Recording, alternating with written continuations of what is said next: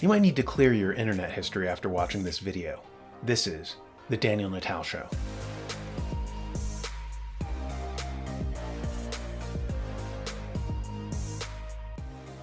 A poster on my last video apparently disagreed with my reference to certain philosophers and wrote, "Blaise Pascal was a Jesuit, trained by Jesuit Descartes.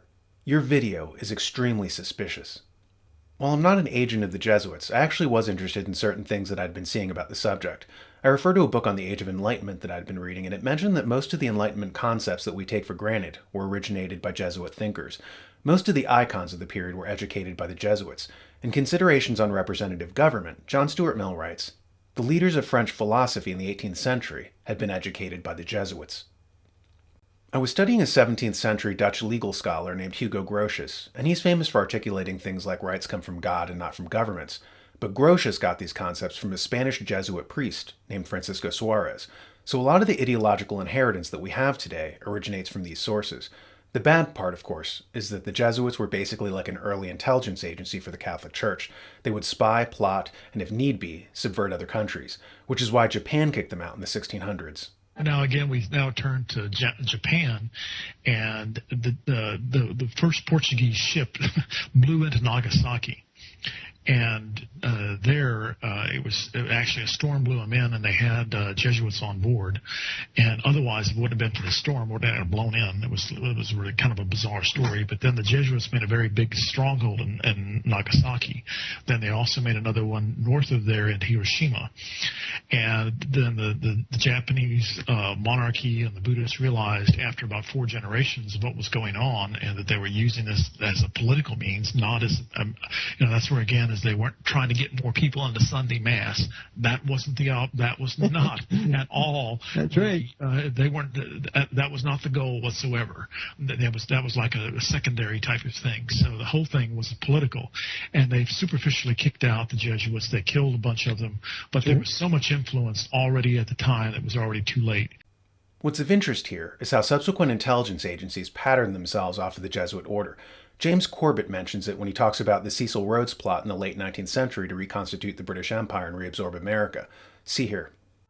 Their plan reads like outlandish historical fiction. They will form a secret organization dedicated to the extension of British rule throughout the world and the ultimate recovery of the United States of America as an integral part of a British Empire. The group is to be structured along the lines of a religious brotherhood. The Jesuit order is repeatedly invoked as a model, divided into 2 circles.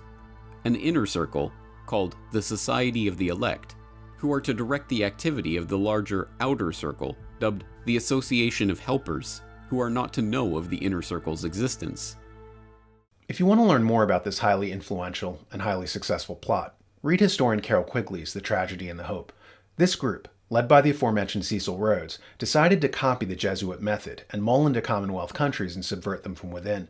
They would create what they called roundtable groups to promote legislation in each of the target countries that was designed to surrender sovereignty to what they called globalism, but which was really just a euphemism for the old British power grid. They placed roundtable groups in Canada, Australia, New Zealand, and South Africa. The roundtable group in the United States was called the Council on Foreign Relations. From there, they would recruit a country's best and brightest and spirit them to London to teach them about the wonders of globalism, especially focusing on promising young college students under the Rhodes Scholarship Plan. Bill Clinton was one of these recruits, as was Senator Cory Booker and MSNBC's Rachel Maddow. Before getting too far into the weeds of what the Rhodes Group did, it's interesting to see how they did it, what methodology they used. And yes, it was the Jesuit setup. It provided a template to mull into a society and subvert it from within. A hotbed for these organizations was always college campuses. The CIA is known to recruit from Yale, for instance, or England's MI6 from Oxford. This goes back centuries to the old German university system where secret societies, also founded on the Jesuit template, became what we today know as fraternities. From out of this system came things like Christian Rosenkreuz's Illuminati, Moses Mendelssohn's Berlin Wednesday Night Society, Johann Pestalozzi's Helvetian Society, and many, many others. These fraternities and secret societies morphed into today's intelligence agencies. The Central Intelligence Agency in our country was sold to us as a way to fight the Soviets. Okay, the Soviets are gone. Are the CIA going to disband? Of course not, because they were never installed in the first place to fight the USSR. They were just an adjunct of the Cecil Rhodes Group, a sort of secret police of the globalists, and all it required was one crisis, namely World War II, to bypass our Constitution. 1 month after John F. Kennedy was assassinated, Harry Truman, who authorized their installation, wrote an op-ed saying that had he known that they would be an American Gestapo, he would have never issued the executive order bringing them into being.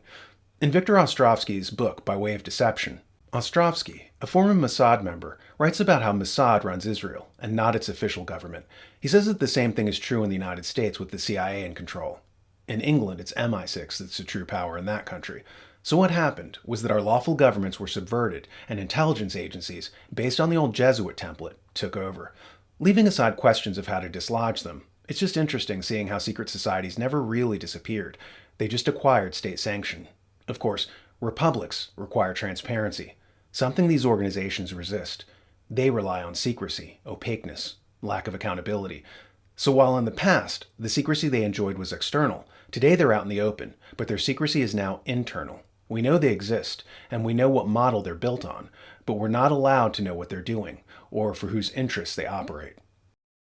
The very word secrecy is repugnant in a free and open society, and we are, as a people, inherently and historically opposed to secret societies, to secret oaths, and to secret proceedings.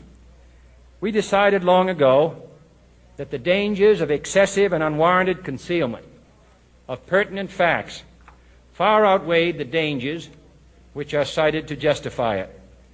Even today, there is little value in opposing the threat of a closed society by imitating its arbitrary restrictions.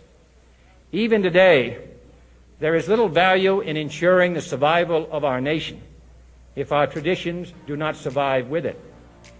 And there is very grave danger that an announced need for increased security will be seized upon by those anxious to expand its meaning to the very limits of official censorship and concealment. If you like this video, you'll love the New American Magazine. You can buy a subscription or donate to help more videos like this get made. Think of it as your own electronic swear jar. Every time you slip and lose your temper, you put a quarter in the metaphorical jar. After so many salty outbursts over the course of a month, well, there's your subscription. And for the price of a cup of coffee, you can help little Danielito get a well for his village.